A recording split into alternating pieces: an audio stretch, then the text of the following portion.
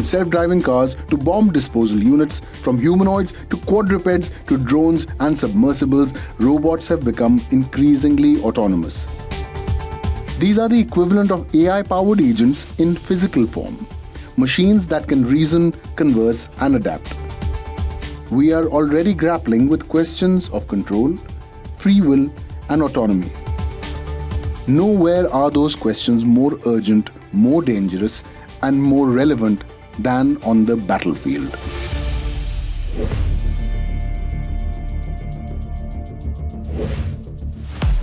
At first, military robots served a simple purpose: keep human beings away from danger. They were not meant to replace human judgment. The PackBot, developed by iRobot, the same company that made the Roomba, was deployed by the US military in Iraq and Afghanistan. Its job was not to fight, its job was to look, to roll into alleyways, to inspect suspicious packages, and even defuse bombs and IEDs. It was remotely controlled. Every movement, every action came from a human operator. So one of the advantages of the game-style controller is that soldiers these days have a lot of experience playing video games when they're growing up, and they're really familiar with these controls. So this really reduces the training time on these types of unmanned ground vehicles. Now, in ethical terms, this was comfortable territory. The robot took the risk, the human made the decision.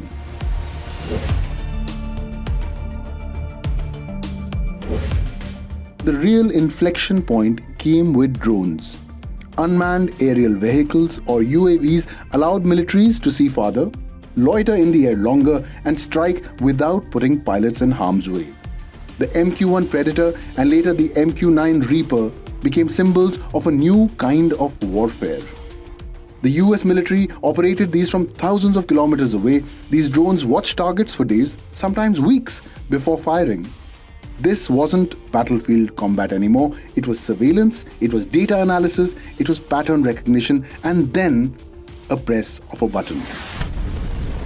The drones have fundamentally changed both the cost calculation of war. So we have very cheap FPV drones costing just a couple hundred or $1,000, taking out very expensive, very bespoke systems such as tanks, fighter jets, helicopters. And so you have a fundamental asymmetry of something that is orders of magnitude cheaper, taking out very bespoke systems that you cannot produce as easily at scale.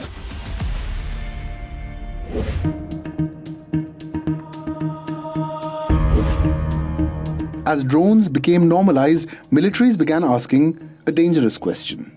What if the machine didn't just execute the strike? What if we gave it the capacity to choose the target? These were called loitering munitions, sometimes called kamikaze drones. Now these blur the line between missile and robot. Once launched, these systems can fly autonomously, scanning for targets, sometimes using radar signatures, sometimes even visual clues. Israel's Harop drone was used effectively by Azerbaijan in the Nagorno-Karabakh conflict, destroying air defense systems, not requiring a pilot to guide every move.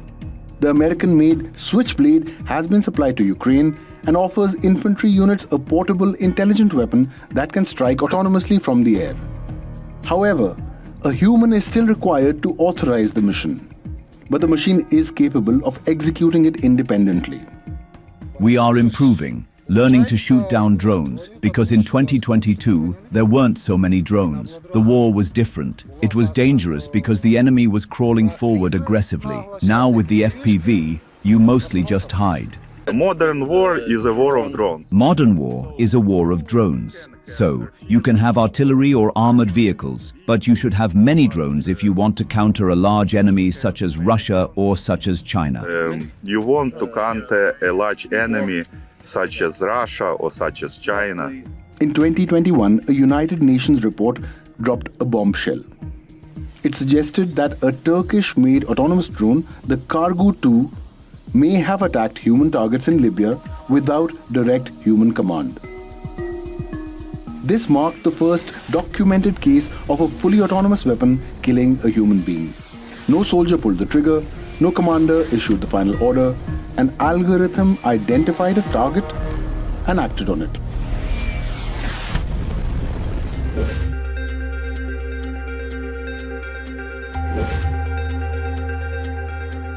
Autonomy is not just about intelligence, it's also about numbers.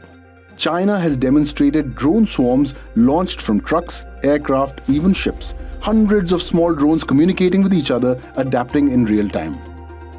Iran's Shahid drones, used extensively by Russia and Ukraine, show how cheap, expendable systems can overwhelm even advanced air defenses. These drones are not particularly smart on their own, but together they did change the economics of war. Cheaper than missiles, harder to stop, easy to replace.